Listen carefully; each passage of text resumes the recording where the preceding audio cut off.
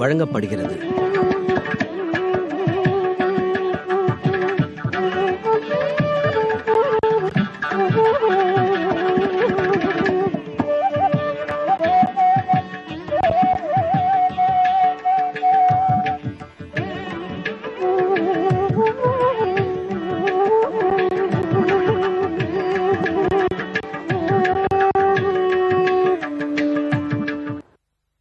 வாரணிந்த முலமடவாய் வைதேவி விண்ணப்பம் தேரணிந்த அயோத்தியர்கோன் பெருந்தேவி கேட்டருளாய் கூரணிந்த வேல்வனகவன் குகனோடுங் கங்கதன்னில் சீரணிந்த தோழமை கொண்டதுமோர் அடையாளம்.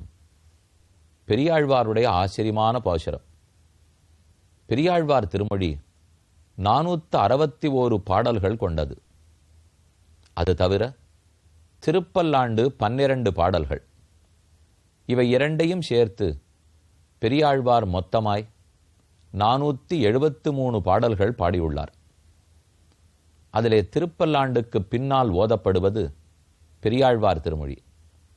அதில் 3ஆம் பத்தில் 10ஆம் திருமொழி ஹனுமான் சீதையை சந்தித்து அசோகவனத்தில் என்னவெல்லாம் அடையாளங்களை கூறினாரோ அவை அனைத்தையும் பட்டியலிடுகிறார்.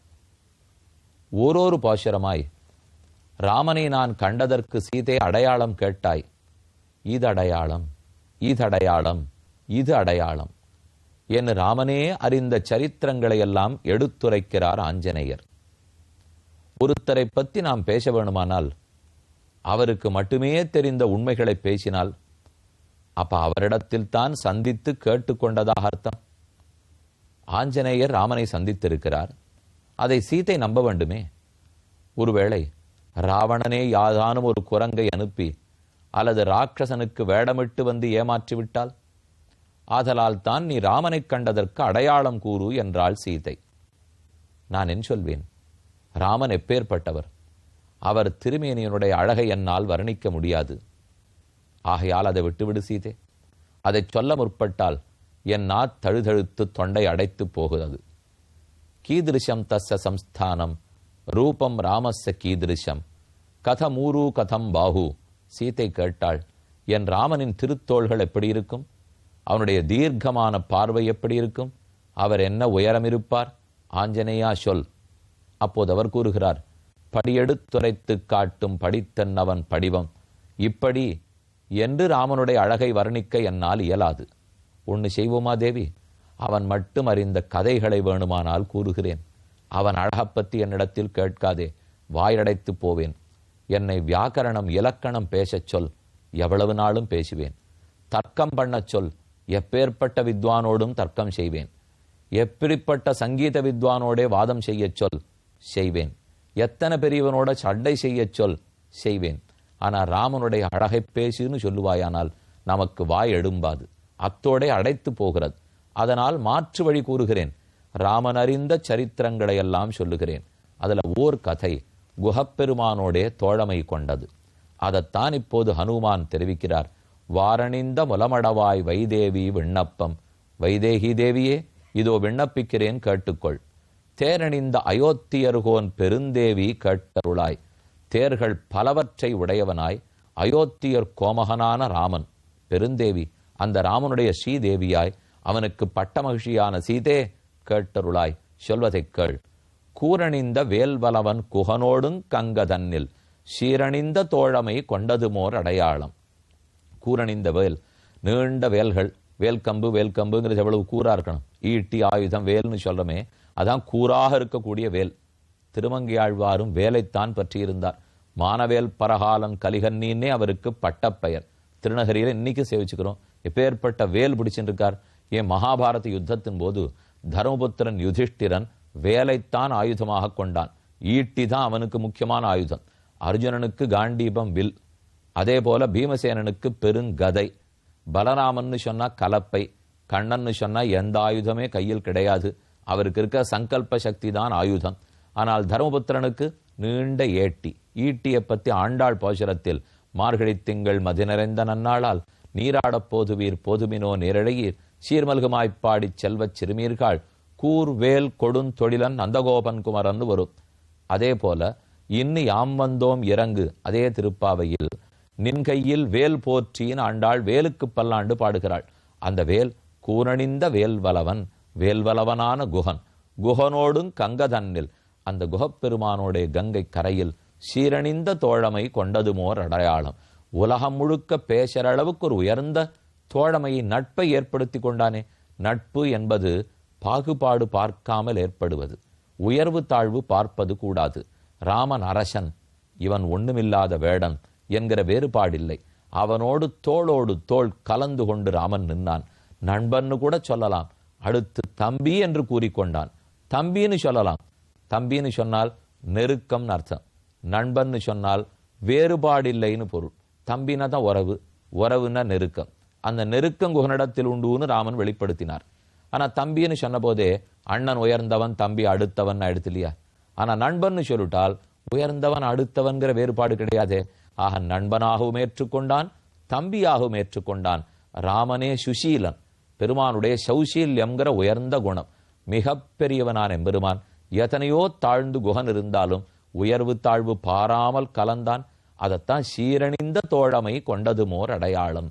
குஹசக்கியம், குஹசக்கியம்ங்கிறது ராமாயண உபன்யாசம் வச்சா ரொம்ப முக்கியமான தலைப்பு. சாதாரணமா பாகவதம்ங்கிறத 7 நாள் தான் வைப்பார்கள். பாகவத சப்தாகம். ராமாயணம்னா நவாகம், 9 நாள் வைக்கிறது தான் கணக்கு. அதுல முதல் நாள் ராம ஜனனமா இருக்கும். அநேகமா இப்படித்தான் தலைப்பு கொள்வார்கள். முதல் நாள் ராம ஜனனம், ராமனுடைய அவதாரம். 2வது நாள் சீதா கல்யாணம். அடுத்து கிடுகிடுன்னு ராமனை விஸ்வாமித்திரர் கூட்டின்னு போனார். வில்ல முறித்தான் ராமன், சீதையை கல்யாணம் பண்ணிட்டார், திரும்ப நாட்டுக்கு வந்துருவார். 3வது நாள் குஹசக்கியம், கைகேயனுடைய வரம் முடிஞ்சு போயிடும். ராமன் காட்டுக்கு வர்றது வந்து நேர அலகாபாத், அதுக்கு போவதற்கு முன்பாக சிங்கிபேரபுரத்துக்கு வந்து குகனோடன் தோழமை கொண்டார். குஹசக்கியம், குகனோட தோழமைங்கிறது ராமனுக்கு இருக்கிற தனிச்சிறப்பான அடையாளம். இன்று நாம் ராமரையே வணங்கி கொண்டிருந்த காலி ஆஞ்சநேயர் சன்னதியை அடைந்துள்ளோம். நேற்றே சேவித்துக் கொண்டோம். இன்று மற்றுமுறையும் அவரை சேவித்துக் கொள்வோம். காலி ஆஞ்சநேயர் வாயு குமாரன். காலி கோபுரம்னு உண்டு. திருமலைக்கு மேல, திருப்பதி மேல ஏறி பொருளே, அங்க பெருமாளுடைய மகாத்வாரத்துக்கு முன்பாக காலி கோபுரம், காலி கோபுரம் ஒரு 4 கால் மண்டபம் இருக்குன்னு நீங்க பார்த்திருப்பீங்க. பெருமாளுடைய சன்னிதானம் உள்ள போறோம். அதற்கு முன்பாக சற்றே சில படிகள் ஏறணும் இல்லையோ, அந்த படிகளுக்கு முன்னாடி 4 கால் மண்டபம் இருக்கு. அதுக்கு காலி கோபுரம், காலி மண்டபம், அதாவது கொல்ல மண்டபம்னு அந்த மண்டபத்தை சொல்லுவார்கள். கீழே ஏறும்போது கோபுரம் இருக்கு பாருங்க, அந்த கோபுரத்தை காலி கோபுரம்னால் காற்றுக்குன்னு அந்த இடத்துல ஓங்கி காத்து வீசும். காலி கோபுரத்துல படிக்கட்டு ஏறுறோம், அந்த இடத்துல நிற்கிறோம்னா அத்தனை காற்றடிக்கும். அதனால காலி என்பது மருவி மருவி காற்று என்று வழங்கப்படுகிறது. காலி ஆஞ்சநேயர் வாயுகுமாரர். இதே சன்னிதானத்தில் ஆச்சரியமா சத்யநாராயண பெருமாள் எழுந்தருளி உள்ளார். திருவேங்கடவனை போலவே இருக்கிறார். இப்ப காலி கோபுரம்னு பார்த்தோம், அதே போலத்தான் இங்க திருவேங்கடவன். எப்போ திருப்பதின்னு சொன்னமோ அவர் ஆட்டமே தான் இங்க இருக்கார். ஆனா பெயர் சத்யநாராயண பெருமான். நின்ன திருக்கோலத்தில் அழகான திருக்கோலம், நீண்ட மூலமூர்த்தி எழுந்தருளி உள்ளார். ரொம்ப கூட்டமுள்ள கோவில். பக்கத்துல இருக்கிற சின்ன சன்னதிகள். இந்த புறத்தே ஹனுமானுடைய சன்னதி, அதுக்கு நேர் அவருக்கு எதிர்த்தாற் போல இருக்கிறவர் சத்யநாராயண பெருமாள், அவருடைய மற்றொரு பக்கத்தில் இருக்கிறவர் ராமனுடைய சன்னதி. ஆக இவ்விடத்தில் சத்யநாராயணனை இன்னைக்கு நமக்கு சேவித்துக் கொள்ளும் பாக்கியம் பெற்றோம். திருவேங்கடமுடையான போலவே நீண்ட மாலை சாத்தி கொண்டிருக்கிறார். அவரை போலவே கிரீடம் அணிஞ்சின்றிருக்கார். அவரை போலவே மாலை கிரீடத்துக்கு மேலிருந்து திருவடிகள் வரை தொங்குகின்றன. இவரை இன்னும் வணங்கி கொண்டு மேலே சரித்திரத்தை அடைவோம். ரொம்ப ஆச்சரியமான கட்டத்தில் இப்ப நாம இருக்கோம். ஓடத்தை கொண்டு வந்து குகன் நிறுத்தினான். முதலில் லக்ஷ்மணன் ஏறி, அடுத்து சீதை, அடுத்து ராமன். மூவரும் அருந்தார்கள். அதாருரோக தேஜஸ்வி ஸ்வயம் லக்ஷ்மண பூர்வஜ அனுஜ்ஞாய சுமந்திரஞ்ச சபலஞ்சைவதம் குஹம் ஆஸ்தாய நாவம் ராமஸ்து சோதயாமாச நாவிகான். நாவிகர்கள் அதாவது ஓடத்தை செலுத்துமவர்கள். சிருங்கிபேரபுரத்தில் அது அத்தனை குகனுடைய இடம் அல்லவா? அவனுடைய தொண்டர்கள் பலரும் ஓடக்காரர்கள். ஓடக்காரர்களும் நமக்கு இன்னைக்கு ராமனை ஓட்டின்னு போற பாக்கியம் கிடைச்சது. நாமெல்லாம் கிட்டக்க இருந்து ராமனை சேவிச்சிருக்க முடியுமா? அவரே நம்மளை தேடி வந்திருக்கார். நம்ம தலைவர் நமக்கு வாய்ப்பு கொடுத்திருக்கார். அதனால நாம் இன்று ஓட்டி போவோம்னு நாவிகர்களெல்லாம் வந்து அமர்ந்தார்கள். குகனும் ஏறி அமர்ந்தான். ஓடம் இக்கரையிலிருந்து அக்கறைக்கு போக போகிறது. இன்னும் ஒருத்தர் மிச்சம் இருக்கிறார். சுமந்திரன் கிளம்பவில்லையே. இத்தனை பேருக்கும் விட கொடுத்துட்டாலும் குகனும் காட்டோடு தான் இருக்க போகிறார். ஆனா சுமந்திரன் நாட்டுக்கு திரும்ப போக வேண்டும். ராமன் தழுதழுத்த குரலில் அவருக்கு விடை கொடுக்கிறார். மத்தியம் து சமனுஜாப்பிய பாகீரத்யாத்வனிந்திதா வைதேகி பிராஞ்சலில் பூத்வா தாம் நதீம் இதம் அப்ரவீத். ஓடம் மெதுவே நகருகிறது.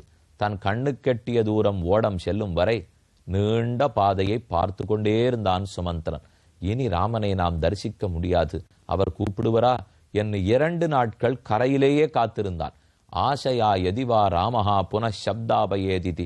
ஒருவேளை ராமன் திரும்ப அந்த பக்கம் இறங்கி நடக்க பார்த்து தேர் இல்லாமல் காலில் முள்குத்தி நடக்க முடியாமல் தவித்து, ஹே சுமந்திரா தேரை கொண்டா என்ன ஒரு குரல் வருமா வருமா, ராமனுக்கு நடக்க முடியாது போயிட்டா நமக்கு மறுபடியும் பாக்கியவல்லியோ அப்படிங்கிறதுக்காக காத்திருந்து பார்த்தான். குரல் எழவில்லை. ஆகையாலே சுமந்திரன் திரும்பி விட்டான்னு சரித்திரம். அது அப்புறம் பார்ப்போம். இப்ப சுமந்திரன் காத்து கொண்டிருக்கட்டும். இப்போதுதானே ஓடம் புறப்பட்டு போகிறது. ஓடம் இக்கரையிலேருந்து அக்கறையை நோக்கி போறச்சே சரியா பாதி நதி கங்கையில் நடுவில் வரும்போது கங்கையை கைகூப்பி கொண்டு வடக்கே இருக்கும் அயோத்தி பட்டணத்தையும் பார்த்து கைகூப்பி சீதாதேவி வேண்டுகிறாள். புத்திரஹ தசரதஸ்யாயம் மகாராஜஸ்ய தீமதஹ நிதேசம் பாலயத்வேனம் கங்கேத்வபிரக்ஷிதஹ சதுர்தசஹி வருஷாணி சமக்ராண்யுஷ்யகானனே பிராத்ரா சஹ மயா சைவ புனः பிரத்யாகமிஷ்யதி ததஸ்த்வான் தேவி சுபகே க்ஷேமேன புனராகதா யக்ஷே பிரமுதிதா கங்கே சர்வகாம சமிருத்தினி. ஹே கங்கே, கங்கா மாதாவே, உன்னிடத்தில் வேண்டிக் கொள்ளுகிறேன்.